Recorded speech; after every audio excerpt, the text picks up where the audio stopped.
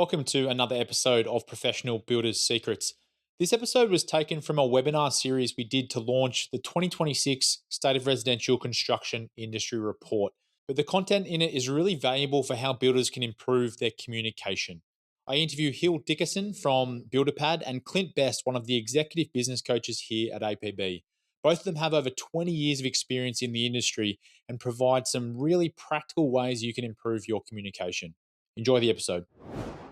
This episode of Professional Builders Secrets is brought to you by Apparatus Contractor Services. Apparatus provides full scope, end to end QuickBooks Precision construction accounting and CFO services for residential builders. If you feel like you can't completely trust your weekly and monthly financial reports, or you feel like you're flying blind, Apparatus will rebuild and operate your QuickBooks accounting system and give you precision construction accounting capability you can trust. Learn more at apparatusteam.com or on the APB Rewards Partner Directory.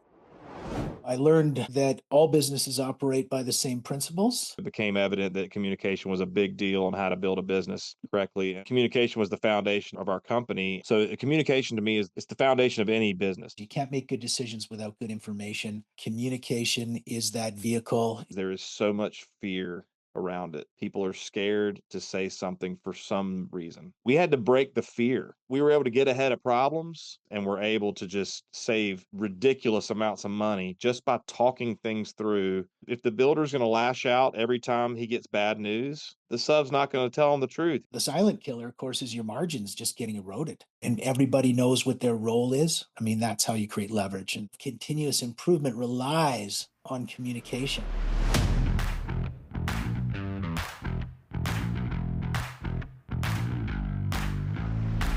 Here we go. Welcome everyone to today's webinar for the Beyond the Data series, where we're going through all of the insights from the 2026 State of Residential Construction Industry Report.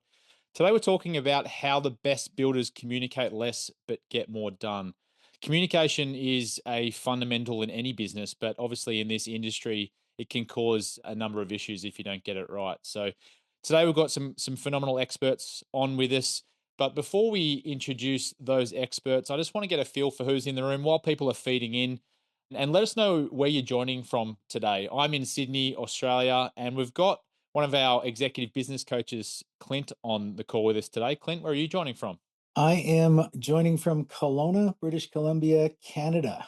So quite on the other side of the planet from you. Long way away from each other. And Hill Dickerson from BuilderPad. Hill, where are you joining from? I'm in Raleigh, North Carolina on the east coast of the United States.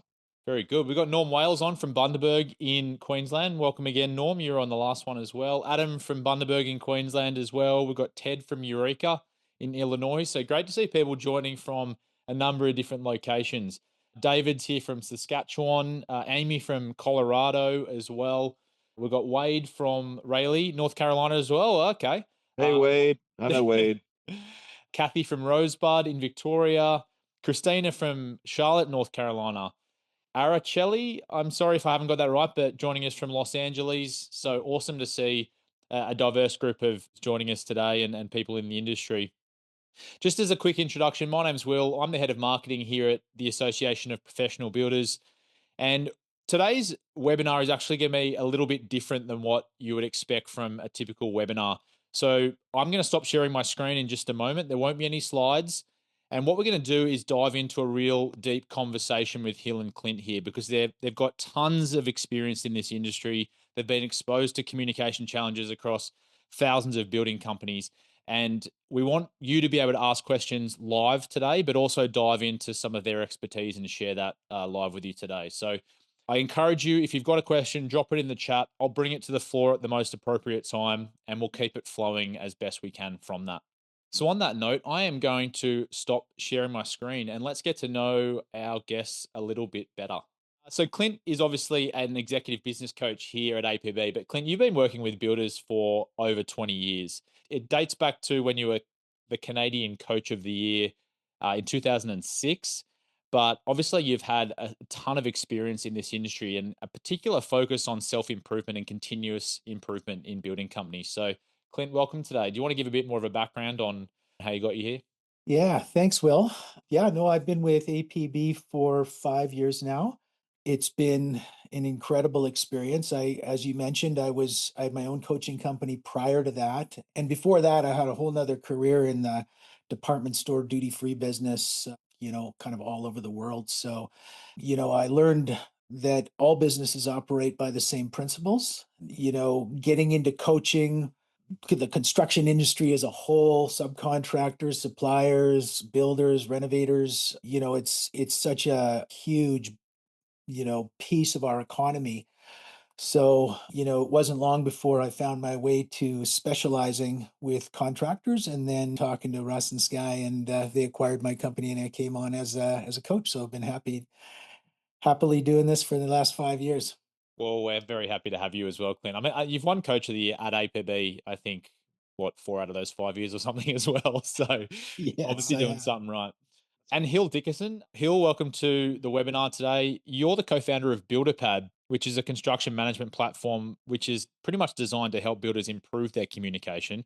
And I'm sure I'm not going to give it enough justice, but you were telling a cool story just before we jumped online about your background in the building industry and how you used to run a company which worked with over 500 builders, and that led you to start your company now, BuilderPad. So could you give a bit more background on that?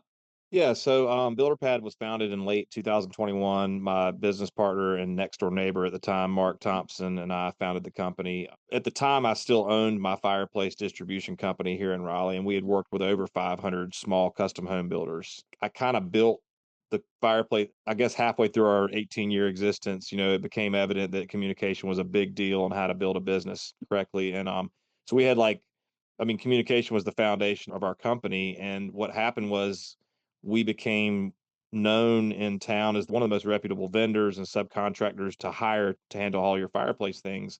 Ended up with a great acquisition for me. But before that journey ended, before that acquisition, before we got that company sold, Mark came to me and said, well, one of the things I noticed in the business was the clients would come into our showroom to pick out their products, and you knew the clients that were working with like really good builders who were communicating things because they would have their plans and they would have their budget and they would have kind of an idea of what they wanted, and they would have it through technology. And then, but that was only a small handful of our clients. I mean, I'm talking maybe 30 or 40 builders would send those kind of clients in. The rest of them came in to our showroom with no knowledge of what they had to pick or what they could buy. And we would actually sell them the wrong products. We would sell them products that actually wouldn't even work in their house. Our sales team didn't know any better sometimes. And so it dawned on me, I was kind of like, well, why is it that not all the builders are using tech? I mean, you could tell the difference. And it was a lot of it had to do with cost, a lot of it had to do with adoption, how easy was it to use. And so my business partner, Mark, who been developing software for over 15 years, had an idea. It just so happened that he was building a custom home himself with a builder who had no technology. So he kind of came to me and he was like, "Hey man, is this a problem?" I'm like, "Absolutely. Why are not more builders using it?" I know. And so we came together and decided to build an easy to use, affordable solution that was still very powerful, that gave you all the major tools you needed. And that's what we've set out to do on our journey. So communication to me is one of the most important. It's the foundation of any business to me. I mean, I've always told my staff, like, you're not going to get in trouble by bringing some bad news to me. Let's get it to the forefront. Let's get ahead of it. And nobody likes bad news, but it's better to be proactive with it. And that was kind of how I built my business and what led to a very, very great acquisition to me and my family. Amazing. Well, thanks for sharing, Hill. Sounds like there's going to be a ton of value coming from your experience today that you can share with the builders online. So I hope so. appreciate you being here.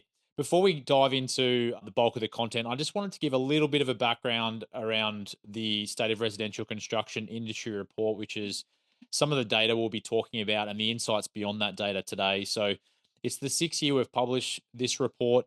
Over 8,000 builders across the US, Canada, Australia, and New Zealand have participated in annual surveys, which has given us a really extensive data set. And better than ever, we've been able to correlate a lot of data across years, across multiple data points using AI this year, which has given us some phenomenal insights around how building companies are run and where the most profitable builders are making good decisions in the way they run their companies. So Don't worry, we'll send a copy of that report to everyone that's attended today, so you don't need to scramble around to try and find that. But definitely worth having a look. That I've one. got a physical copy right here. It's a bit of a thick one because there's so much data in there and lots of really good insights from some of our partners. So worthwhile having a flick through and seeing if there's anything that you can apply to your building company that may kind of move the needle. I just wanted to acknowledge as well, BuilderPad, which is Hill's company, they did help collect the data. So our partners really help get a wider industry perspective with all the questions that we ask. So yeah, appreciate that help as well. Absolutely. Today's focus is on communication, like I mentioned, and really what I'm going to stop talking in a second so that Hill and Clint can fill all the space because they're the ones that we want to hear from. But really, what we want you to leave with today is some practical ways that you can simplify and improve communication in your building company. So, with that in mind, let's dive in. I want to start with the first question. I'm actually going to throw a statistic out there as well. There was one statistic from the Saucy report that stood out to me.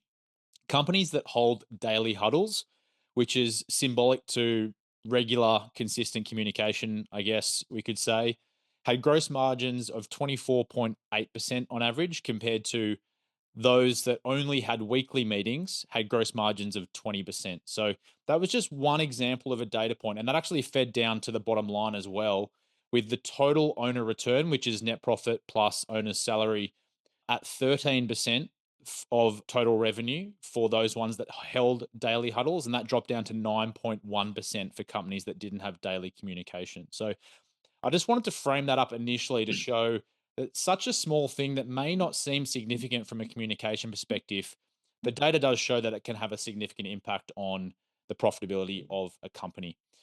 But let's dive in. That's my perspective, looking at the data and objectively trying to assess it. But Clint, why do you see communication as such an important part of a building company? Yeah, that's a big question, Will. And like you say, daily, the more frequent, the better. But I mean, I think Hill put his finger on it earlier. Communication is such a foundational element of business. It's also a foundational element of relationships. When you think about a business, any business, but especially a business in our industry where the timelines of the projects, span long periods of time, there's lots of moving parts. Once you get started, it's critical that you stay on schedule. So really, communication is foundational in that it's the way that we relay information in the company, right?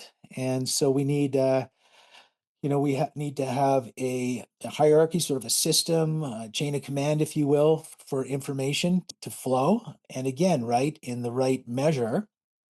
You don't want to over communicate. You don't want to under communicate either. So, if you're running a successful building company relies on making good decisions. You can't make good decisions without good information. And so communication is that vehicle. It builds trust. It builds authority, as we talk about all the time. And when done properly, it builds in consistency. So yeah, absolutely the foundational to the success of any company, especially a building company, kind of a crazy industry like ours, where there's a lot of potential chaos every day. Really important to stay on top of that. So Hill, when you think about communication, what does it even mean to you in a building company? Like, who's it involving, and how does that flow? So to me, communication involves everybody. And I read a book a long time ago called The Five Dysfunctions of a Team. I don't know if you guys have read that book, but yeah, one of my biggest takeaways, and I think this is part of the reason that communication is such an issue, is there is so much fear around it. People are scared to say something for some reason. And it gets into that brainstem part of your body and they get tense, like they're going to get in trouble, like they're being attacked by a tiger, and they get the weird feeling in their stomach. Internally in the business, and we learned this when we actually took that book, and man, we had that first meeting where we all sat in the room and we had to like, okay, and it was really tense and everybody was scared to say something because the fear turned out in that initial meeting with my group in the fireplace business that employee A, if they said what they wanted to say, was going to get employee B in trouble. And employee B would then They were afraid that some employee C was going to say something about them to make them mad. And there was all this fear. And that first meeting was hell. Like we had to end it early because they were going to kill each other. But then we had another meeting the next day. I said, we're going to keep doing these till we can sit in a room together and talk like human beings because we had to break the fear. We had to get people not scared to talk to each other. That was like step one. And once they figured out, oh crap, like we're not going to get in trouble. I'm just letting him know that he forgot to check something improperly or something got damaged and he didn't report it or we didn't call a builder and let him know. Once we got over the fear factor, that's when communication started flowing freely. And then daily stand-ups, that was something we once we got to where we could stay in a room together and not kill each other, then we started doing these daily stand-ups in the lobby with over a cup of coffee, like what happened yesterday, what's happening today, and what are we gonna be doing tomorrow? And you would find that, oh crap, something that didn't happen yesterday is gonna trickle into tomorrow. Well, that changes tomorrow's plans, so we can fix that today. And we were able to get ahead of problems. And unfortunately, I was not measuring profitability probably the way I should on what those stand-ups did for the company. But I wish I could have gone back and measured it. Because I Mhm. guarantee you, we got ahead of some things and were able to just save ridiculous amounts of money just by talking things through 5, 10 minute stand-ups every morning before everybody went to work. So it's almost like a surreal when I think of communication, it's like why wouldn't you communicate now? To me, it's like, and I talk to people all the time that are still scared. Like, I don't want to call that homeowner and let them know that this is not going to happen. Why? You're under, I mean, why are you scared? Yeah, they're going to be pissed. Of course. I mean, I sold fire for a living, man. I'll voluntarily put fire in your home. So if anybody should have been scared to call somebody when something was wrong, it was me. We're not in the jungle, man. We're not going to get attacked by tigers. We're just doing business. It's just life. People are going to get pissed. It's just going to happen. But we're all adults. Let's get over the fear and to communicate with people. What's most interesting to me there, and I know we're diving forward a little bit into solutions, and maybe Clint, you can jump in here. What you've described is an environment where people feel safe to communicate and provide feedback and talk their mind essentially. How do you create that environment so there is that safety factor there? Yeah, I think, what underpins the communication is your culture, right? The vision you have for where you're going to, everybody understands why you're doing what you're doing. They're a good fit. You're on a mission together, paddling in the same direction, so you have shared goals and of course shared values, which is incredibly important part of that. And I think, most of the builders I work with, within their core values, there is at least one or two, maybe out of five, that are directly related to communication, right? Not making assumptions or asking questions and that sort of thing. I mean, I think Hill makes a great point. You have to build that skill within your organization, right? And so I think that it starts with laying that foundation with the culture and encouraging people to communicate. And that means, making sure that you're not kind of shaming anyone inadvertently, right? Which can happen very easily, especially when, younger generations are a little more self-conscious, a little, not all of them, but some about speaking up. And, so always assuming positive intent with communication, I think is a really important one, right? Like not, it's very easy to look for flaws in somebody's idea, right? Yeah. And that's the best way to shut down communication if that's your goal. So, Well, the thing that stood out to me is the word inadvertently, because your initial reaction to someone's communication can actually impact how they communicate in the future, like significantly, right? Without you even knowing. yeah, absolutely. I mean, there's different personality styles, different personality types. There's, people come from different cultures. So you really have to create that environment. Really, your environment helps to shape the people that come into it. And there are lots of things that you can bring into an environment to improve the communication, not the least of which would just be training. And, I think one of the most important things is great leadership, right? That not only great leadership, but great leadership backed by emotional intelligence, right? Like I say, not getting triggered, not getting emotional, right? Staying objective. There's a place for emotion, of course. Mhm. It's an important part of our human condition, but to as leaders in a company, we really need to be intentional, I suppose, about how we direct that. That concept of emotional intelligence, Clint, I think some people might assume that you're either born with it or you're not, kind of thing. But it's something you can learn, right? Absolutely. It's something we can learn. And I think the sort of the starting point with that is just getting clear on, your own values and then making sure that they're coming out in your behavior because it's really that that's going to drive your results. A big part of that is self-awareness and being You able to stole the take word from me. there you go, right? Yeah. So, self-awareness and being able to pause, right? And regulate, maybe the time in your response, be thoughtful. We've got a great action plan in our repertoire of action plans called effective communication that sort of goes through all of the most important types of communication that go on in a company, but they all require that self-regulation. All right. Well, Clint's been chatting for a while, so I'm going to throw to you, Hill, on the next question. One interesting stat that came out of the Saucy report when we asked builders what their number one challenge was related to projects, the number one challenge for new home builders was subcontractor delays. Client selections came in second, and that was actually the top for remodeling companies as well. The word clients and subcontractors in there tells me that there's potentially, they're potentially related to humans and communication. So maybe I'm drawing a long bow, but the question I want to ask you, Hill, is what are the signs in a building company that maybe communication isn't as effective as it could be? Well, for me, well, I think there's a saying like, if it weren't for employees and clients, well, I'd be perfect. Like my business would be perfect or something like that if I didn't have employees and clients, or if I didn't have subcontractors and clients. One of the signs, and I think I maybe touched on this a little earlier, like one of the signs I saw was when clients on the client side was when they walked into our showroom and weren't prepared for whatever reason there. And I could only imagine what they went through when they went into the bath hardware showroom or the kitchen cabinet showroom and didn't have all the information they needed. That was a sign that there was maybe a breakdown in communication on the subcontractor level. When with subcontractor delays, when they if now are you speaking of when they just don't show up on time like constantly? I think it was That more of a general challenge that they were facing. There's probably a number of different reasons as to why yeah, that ranked as number one. even that.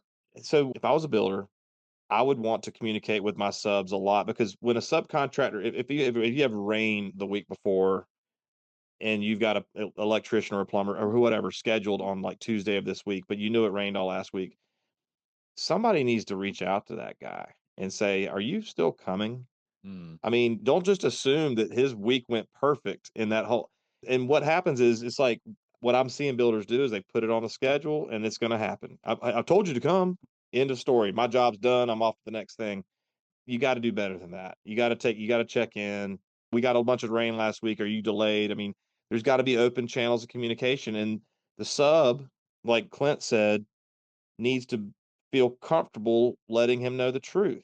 If the builder's going to lash out every time he gets bad news, the sub's not going to tell him the truth. He's just going to lie to him and tell him he's coming and he's not going to come.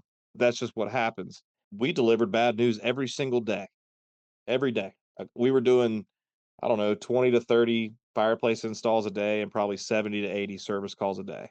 So something didn't happen every single day. Our job was to call the builder and let them know. And what I taught my team was, I don't care if they yell at you, you're still going to have a job. So we always said to, you ever watch the, Charlie Brown cartoons and when the teacher talked, it goes, wah, wah, wah, wah, wah, wah. I said, when that guy's yelling, just pretend that you're hearing the wah, wah, wah, wah. We're going to get it on the schedule, but he's not going to yell loud enough to ruin our life. So but then you had the good builders who, when we called them, we got ahead of it. They were like, "Thank you." From the builder's perspective, I was always like, I appreciated the builders that could keep an even keel. They didn't get too worked up. They weren't too passive or too lenient, but they were tough, but they were gracious with it, and they didn't subject us to verbal abuse and all those good things, and we didn't have to lie to them. So but we saw it every day. We could see the good, you could distinguish the good ones from the bad ones just on how they reacted to bad news. And it is a self-awareness thing. I mean, normally it all starts with that person, with me. In my case, I started taking self-awareness classes back in 2013. I went through a seminar here in North Carolina that was like 5-day intense, but it was a life-changing event for me. And from that day forward, it was all about how do I work on myself to be a better leader. And it never ends. It's a work. I mean, it's been what 13 years since I went through that program, and you have to continuously work on yourself to become a better leader. And it can be taught. It 100%. I mean, I was a horrible leader before that. That's why I went to the class. I was like, "What am I doing wrong? Nobody wants to listen to me. Everybody hates me." And we figured it out, you know? You must have been somewhat self-aware to make that decision at least. Yeah, well, I was getting ready to walk away from the industry. I mean, that's how bad it was. I was like I was that miserable. I was like, and luckily I had a mentor that said, "All right, you've decided you're going to walk away from the industry. Before you do that, because he said, I think you're sitting on a golden opportunity here." He's looking at it from the outside in. He's like, "If you're going to quit, go do this, learn some about yourself and then decide. Go ahead and take a week off." "Well, I can't take a week off." He said, "Well, you're getting ready to quit the whole industry. Of course you Mm. can take a week off." So you might, that's how A it week or started. forever, yeah. Yeah, exactly. But smartest thing, I mean, best gift anybody could ever give me was that guy forcing me into that program. Shout out to Melissa who just dropped a comment in, giving you a bit of a pat on the back there, Hill, saying that you're teaching us Oh, now. thank So, you. Clint, what do you see inside building companies when communication's ineffective? What symptoms are playing out? Oh, well, the obvious ones, right? Like mistakes and delays, right? In project timelines. A lot of routine questions being asked over and over again, right? Because you don't have kind of a system or a rhythm of communication, which is really an important concept to understand, right? You can't have one big meeting to solve everything. You need a lot of little meetings to keep things on the rails, right? And to keep that beat going. So, of course, talked about information not flowing, not getting to the right places in a timely manner. So again, delays. And I think, the silent killer, of course, is your margins just getting eroded, right? The profitability of your job as a schedule goes over its planned timeline. First of all, it affects your capacity, right? Mm. And obviously, if you follow our pricing for profit methodology, it starts to consume more than its fair share of expenses, of fixed expenses, those kind of costs that we have to pay whether we're working or not, just to keep the lights on, right? So I think those are the big ones, profit, time, relationships. Yeah, it was something I don't have the data on hand right now, but there was something that came out from the sourcey data around understanding your fixed cost per day. And a lot of builders didn't fully understand how much it could cost to have even just a day or two overrun on jobs. And if that compounds across multiple jobs, all of a sudden it's just eating away at your bottom line. And that can come from poor communication, like you said, Clint. Yeah, I mean, most builders don't build those costs into their jobs to begin with. So they're, a lot we know are operating on thinner margins than they even realize. So yeah, those are, obviously they're important ways that shows up too. But I think those are the big ones for me. The frustration and disappointment, that creeps in, obviously is on the personal side. Yeah, well, I think you've led me down the path I wanted to go down anyway. We've spoken a lot about the business issues, profitability, subcontractor delays, team issues, client issues. But the load that this puts back on the owner of the company, which most of the builders attending today are most likely the owners, given our audience, can be significant. So, talk to me about that strain. I mean, one thing that came out of the Saucy report was that working excessive hours wasn't actually resulting in better profit, higher earnings for the owner. In fact, builders working 60 plus hours a week were earning less than those working 40 to 50 hours a week. And that's kind of what the data told us. So, what strain does all of this put on the owner, Clint? Yeah, I mean, there's some great studies that would tell you that, you can expect max 6 really productive hours out of anybody, whether it's the owner or an employee a day. So you really have to protect that productivity that we all have a limited capacity for. So I think, burnout obviously is a big one, just that being in a constant state of overwhelm for long periods of time, it starts to affect your sleep, can affect obviously your important relationships at home. Essentially what can happen over time because things take typically longer than they should. And there's always that looming feeling like something's going to get missed, right? And again, right, that just takes up bandwidth. And soon, I've seen serious incidents where an owner can become very numb to these things and just be kind of operating on autopilot after a while. So, and not being able to take those breaks away from the business, right? That are so important, right? Where those that's where your best ideas come to you. And it's where you kind of see problem solving and just, whether that be on a morning walk because you've got time to do that, or just taking a vacation or time away without having to think about the business. And again, right? I mean, communication is so closely tied to systems, right? Mhm. Because you need to have systems of communication and like I say, that rhythm, that feeling of being trapped in a business. I don't know if I'm sure some of the listeners today can identify with that. It's not unusual, but it's fixable. And I think communication is really where you start. It sounds counterintuitive. Clint kind of just hit on something. We call it analysis paralysis, where you just the hamster wheel's turning and you set this worry wheel in motion and you can't stop it. And for us to sit here on this podcast and say, "Hey, man, just go for a walk." It sounds like, well, that's not going to fix all these problems, me walking down the street. But believe it or not, it does. If you can walk away from it for a minute, 5 minutes, 10 minutes, 30 minutes, you'd be amazed at what it does for your brain and how it shifts the fear from here and brings it back to the front of your brain. And you can start using, like Clint said, the best part of you will come out. And then you can go, okay, now we've got these things to do. How do I communicate these things properly with the right channels, with the right systems? But you have to get there first. You can't do it when you're stuck in analysis paralysis. You're at your worst point right there. And the problem I see with a lot of builders is they do get locked in there. The ones that are sitting at 9 o'clock at night, still emailing, like, good gracious, man, don't, you're going to drive yourself crazy and you're going to drive yourself to an early grave. And it's not worth it. We're building houses. We're not saving lives. We're not doctors here. We're building houses. We're selling fireplaces. We're building software, whatever. You can't worry yourself sick about it. I think as well, like if you're doing those long hours and you're building up so much stress and everything like that, you're not going to turn up effectively with your team and stuff here, which goes back to the beginning of the conversation around the impact you're having on your team in that communication, which creates an environment where they don't want to communicate. And it's like a cycle. It is. Yeah. And my friend, I've got another mentor that says a fish stinks from the head down. So whatever the leadership's feeling, the rest of the team feels it. They see it. They can sense it.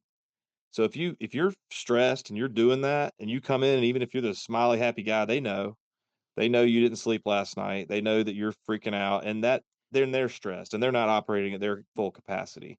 If you can be open, drop the ego, be self-aware and let your team know that, hey, we're all humans here. We're all going to make mistakes, not shame people like Clint said.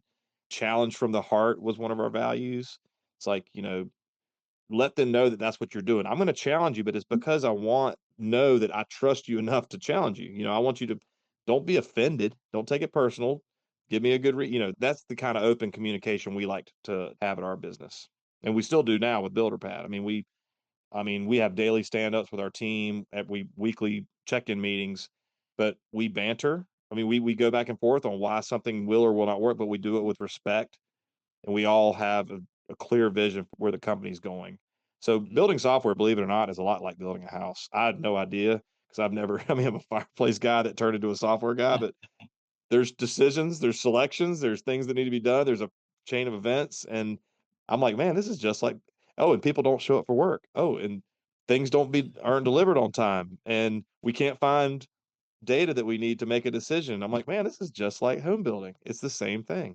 So just a little tidbit of information there, in case anybody was wondering. Yeah, so important to build that trust within the organization. And, when you do that properly and you have a good communication structure and rhythm, and everybody knows what their role is, right? And their responsibilities. And so they build up a sense of responsibility. I mean, that's probably one of the most important things you can do in a team is get everybody feeling that personal responsibility, right? So, instead of the results all too often kind of pigeonholing one person, the owner, right? You start to spread that responsibility around. And I mean, that's how you create leverage. And leverage is one of the most important elements in any kind of enterprise.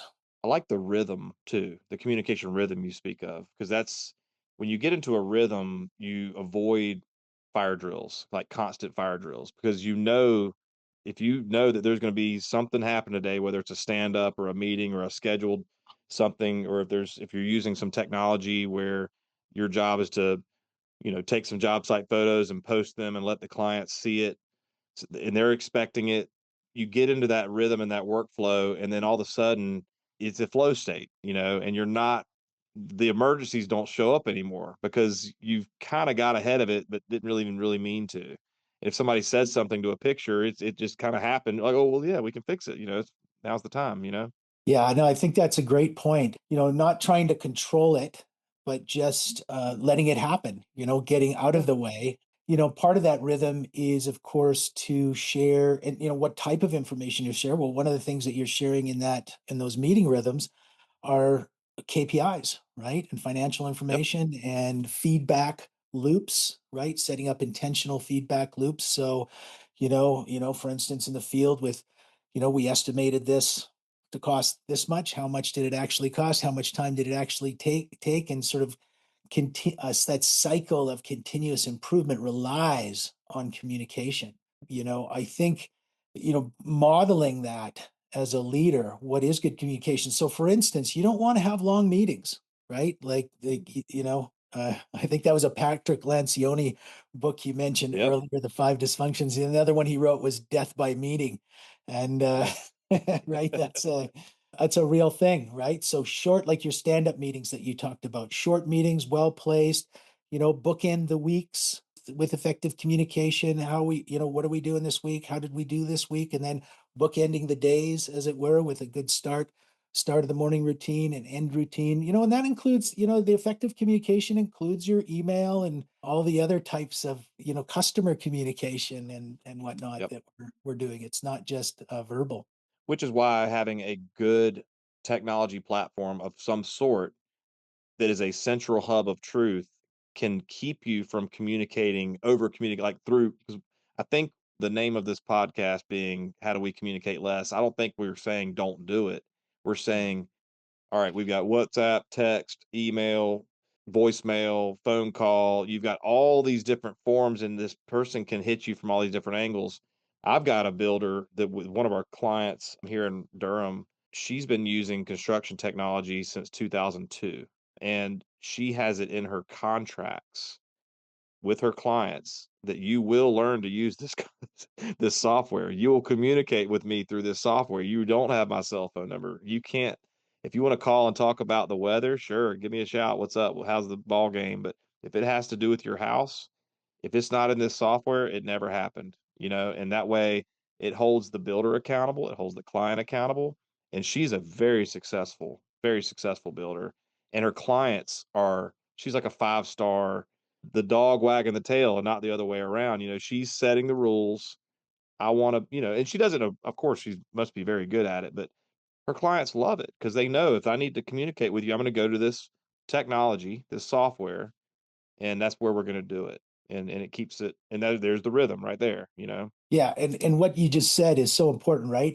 Not just conveying information, but having information in central locations and people know where to Yes. find it and where to Yep. go for it and how to access it and that sort of thing, right? So, and that's where technology is so important. And I think one of the things Andy often reminds me of, our head of coaching, he reinforces that, first you have to have a system and then you deploy that system, you leverage it with technology, right? But that leverage with technology, I mean, it's almost a must have these days rather than a nice to have, isn't it? Just to be It competitive. is. The internet has changed everything, and now with AI, it's really changed everything. And so we're faced with a battle. Like one of our biggest, and we're a startup. We've only been around a couple years, so we surely have not perfected everything yet. But getting the clients to onboard a piece of software for the short time that you're going to be in this relationship with them is really difficult because it's like, hey, we're going to need to use this for 6 to 12 months, and then you'll never use it again. But we need you to learn how to use it. So onboarding clients into the technology should be just as important as signing the contract. And that's the perfect time to do it. You're sitting at the table, they're writing you a big fat deposit check or however that works, and then you're signing a contract. Okay, now let's get you into your software and let's do a couple test messages to each other, or let's show you how this works. Let's spend an hour on it because that hour spent is going to make this next 12 months of our relationship so much better. We, the tech guys, we want to help. We want to help facilitate those meetings, of course, but really the builder is going to have to take some ownership and once he learns how to use it, just that's part of his cadence now. Because what that client, they're going to say, well, we don't want to use any more technology. No, they do, because they're going to go on the internet tonight. They're going to find a different cabinet that they want to buy or a different light fixture. They're going to go to House and they're going to find something they want to do. So they're using technology like crazy throughout this house. So they can learn a little bit of technology to help the process go through better too. Yeah, Um, especially if you help them to understand not just the features, but the benefits, right? How it's going sure. to make their project go better, how it's going to make their life easier. And that would include, any kind of relationship where the communication is important, especially, your team understand, that they understand why it's important, how it contributes to the mission, but more so how it makes their job easier and how it can make it even Yep. more easy if they got better and better at it, right? And a picture tells 1,000 words. And that is like, even if you don't like posting, if you just take photos every day of the work that was completed on the job and share it with somebody and share it with your client, share it with your team, it really opens the door and avoids all kinds of things. I mean, it avoids any kind of disputes, litigation, gives people props for good work, it improves morale. That is kind of like where we started with BuilderPad was the photos, the mobile app and being able to take photos. That's where because I just said, man, we just need to have an easy way to communicate what's going on the job every day. And pictures are the best way to do it.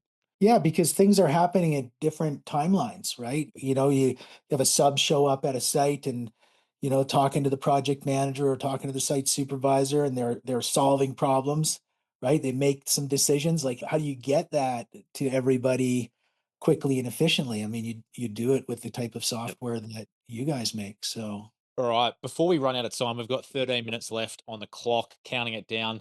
We did promise some practical ways you can improve communication in your building company, which I think there's been a ton of practical ways that you can do so. But if we want to just talk to that question specifically, Clint, you've mentioned systems and processes a number of times. What are some of those systems and processes you can implement to improve communication in your company? well, gosh, there's just a business is just an end-to-end Mm. series of systems, right? And so I think the obvious ones that come to mind, of course, we talked about the meeting rhythm, right? We talked about tracking key performance indicators and making sure that that people not only know what their roles and responsibilities are. So that's a system, right? Is a template or a checklist of responsibilities that you might have. And then how your performance is being measured and in a non-punitive way, as we said. So I think that's a super foundational one. Like when people understand what their role is and they're trained well, right? So your training systems, your onboarding systems are incredibly important. I mean, we have systems. Obviously, your sales process is just different systems that create, move logically, somebody logically through your sales process. Our sales blueprint is an example of that. And you have scripts in there, and you have templates, and you have intentions when as you're moving people through, and that's all well communicated. Well, there's certain things that you communicate, as Hill mentioned, to educate the employee or the customer as they're going through your sales process just on what this step is, what the outcome is, and then maybe what the next step is, right? So that they feel empowered, right? They feel confident and empowered. Systems, just, by the way, I think to clarify, typically are like some kind of a standard operating procedure, right? Or some kind of a checklist or some kind of a template. There needs to be a trigger for that tool and then an outcome. And everybody needs to know what those outcomes are. And, when something is finished, what would that look like? My interpretation of what you said was essentially a business is a series of processes all tied together in some sort of sequence. And if you've got all of those documented, it's going to improve communication across the organization. And that enables you to then automate that with software and technology and things like that once you have those in place. But if you try and jump the gun on that, it can create more chaos than it did before. Is that a fair summary? Yeah, no, absolutely. Because, essentially, you need to prioritize consistency, right? If you want to, like, it takes that mindset, right? Because you will bump up again. There will be resistance, right? There's that nobody can do it as well as I can sort of mentality that can creep in and destroy you. So delegation is super important. And that's a process. It's a skill that you have to build, right? So, you have to allow people to make mistakes, right? And as we talked about earlier, you don't, they need to feel safe in order to do that, in order to learn. They also need to know where the boundaries are, right? So, how far they can go with their authority. And so, all of those things need to be well communicated. I had a banker that was in the leadership group in 2013. He's the CEO of one of the largest, I think it's the largest, one of the largest privately held banks in the United States. They were telling the story of how he had to change out the computer system at the bank, like the whole bank, like all the banks. And he made it clear to the staff on day one that there will be mistakes. This is not going to be smooth. I'm just asking for 80%, guys. 80% is good enough. That's the level of delegation. I've always remembered that story because when you say delegate, yeah, I can do it myself and I'm going to get it 100% right. But if I delegate it, something's going to go wrong. Okay. Well, just expect that and just know that 80% sometimes is good enough, especially when you're running a business. No one's 100%. No one, even the owner. Yeah, you can try to do it yourself, but then you got burnout to deal with. So then it's a vicious circle. So and I think communicating part of your system is that to communicate to people that you have a system. Like we invested in this system, Mr. Client, or we invested in this system, Mr. Employee, for you so that we can work together better. And if you communicate that right off the bat, it's like it starts the culture right off on the right foot from day one. But communicate that. Like here is a system. This is what we do and this is why we do it. And you build the system, but let people know you did it. So everything needs to be communicated in my book. Well, and that reminds me of a client I have right now that's going through issue with an employee that does not seem to want to follow the system, right? And of course, that's going to be a problem, because We like to what give we those people a promotion to another company. yeah, but and then from a practical perspective, that can be quite emotionally draining for Yeah. an employer, right? Because, there's a whole buildup that happens, right? And, resentment builds and Mhm. emotions come into it. And, there's two kinds of control, right? There's passive control and aggressive control. Most people know what aggressive control looks like, and that's what the boss Yep. usually uses, right? But then there's that passive control sometimes that an employee will use. Well, they'll just resist doing it for typically because you mentioned it earlier, they're afraid of it or they're not good at it yet, so they'd rather just wing it, right? You can't have that, right? So a very practical skill to develop is having those difficult conversations, right? And that just requires coming up with some language oftentimes, just some language, right? Like, hey, can I count on you to follow the system? It's important that everybody's paddling in the right direction if we're going to be the best builder in our market and provide Yep. you with all the things that come with that. So, What if you do have someone that's slipping back into that passive control space, Clint? Even after you've had those conversations, maybe it improves temporarily and then falls back. Is that a situation where it becomes more serious? yeah, absolutely. I mean, there's an expectation, right? You have to set with everybody in the company. Starts with the leader, but Mm. and then again, right? You have a performance review system, and you have a training system, and essentially, a good team member, that's their job is to come in and run the system that you've created, right? Some people say there's this argument, what comes first, the people or the systems? Well, I would argue the systems come first because that's how you communicate how to get something done in a kind of a best practice, consistent manner.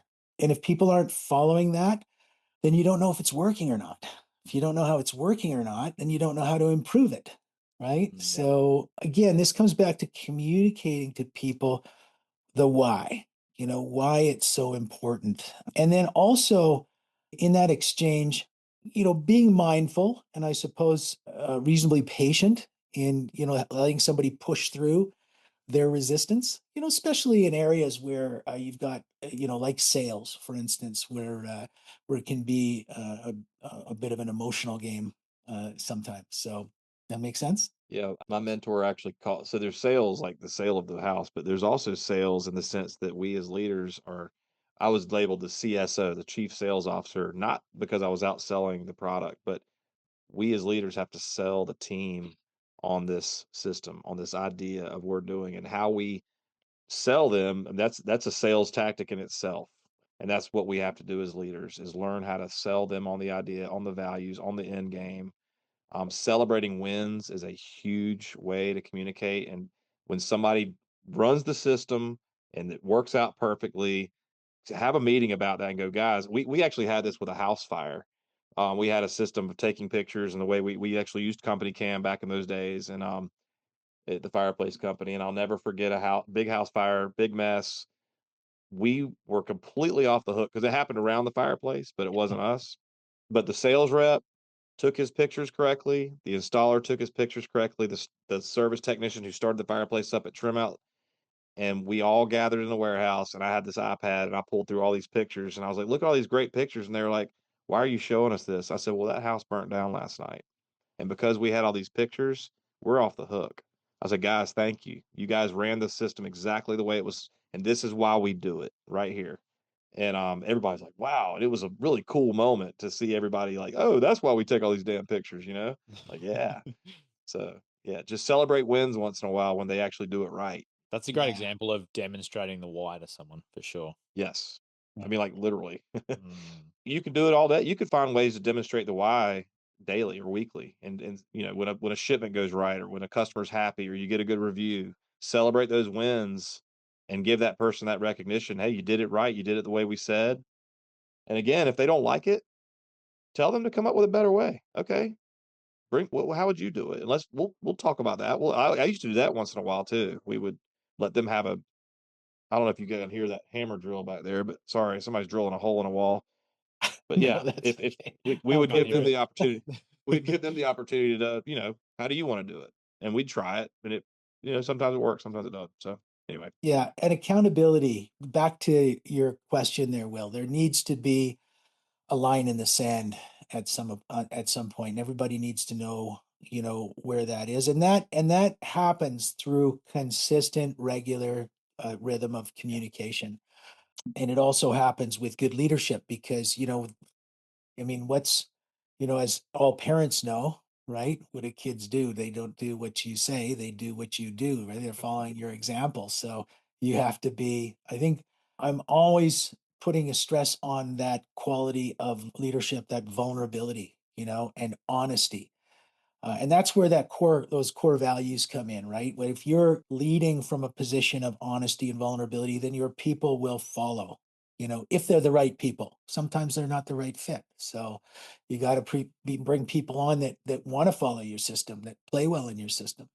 Yeah, that's a great reminder. I'm a relatively new parent, Clint, as you know, and sometimes you got to look at yourself in the mirror when they do something you don't want them to do. They're little sponges when they're young, right? They're just Yeah. soaking up yeah, everything, and then you see it show up like 10 years later. Okay, well, I know we could probably talk about this for a lot longer, but we are on the hour, and you're both got stuff to get back to, and all the builders that joined us today have got a busy schedule. So let's wrap it up. I just want to share my screen really quickly. If anyone wants to learn more about BuilderPad, Hill's business, scan the QR code on the screen there. They are an APB rewards partner, so if you're a member of APB, you can get a cash rebate by engaging with them there. And obviously, if you want to find out more about APB, if you're not familiar with our coaching, go and check out our website. It's probably a great reflection of what it would be like to work with Clint, having a chat with him today. So go and check that out if you're interested. But thank you to everyone for joining us today. It's been a really interesting conversation, tons of value in there, and everyone stuck around right until the end. So we appreciate your time. We'll send you the replay in the next 24 hours, along with the Saucy report and some links to BuilderPad and APB. But also, thank you to Hill and Clint for giving up their time today. We really appreciate it. thank you guys for Yeah. having me. I really appreciate it. It was great to be here, and nice to meet you both. Or nice to meet you, Clint. I already knew you, Will, but Clint, I'd love to connect with you outside of this sometime, man. It'd be fun. Let's do it. Let's do it. Thanks, Will, for having me as well. It was a fun conversation. It went really quickly. Yeah, Yeah. awesome. And a couple of the attendees are just saying thank you as well. They've stuck around right to the end. Charlotte, Adam, Wade, thank you very much for being here right Awesome. until one after the hour. But thank you very much. guys. Have a good afternoon, evening, morning, wherever you are in the world, and catch everyone soon. All right. Okay. See you later, guys.